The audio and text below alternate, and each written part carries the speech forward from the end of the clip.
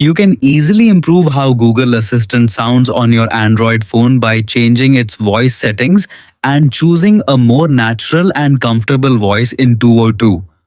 Updated guide step 1. First of all, unlock your Android device and open the Google app from your home screen or app drawer. Step 2. Tap your profile picture or initials in the top right corner of the screen. Then select Settings. Step 3. Tap Google Assistant. On some devices, you may need to go to Google, All Services Search, Assistant and Voice.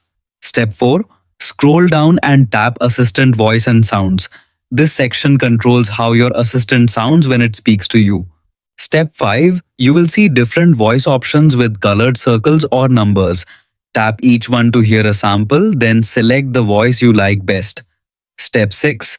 Once you choose a voice, simply go back. Your selection is saved automatically, and your Google Assistant will now use the new voice.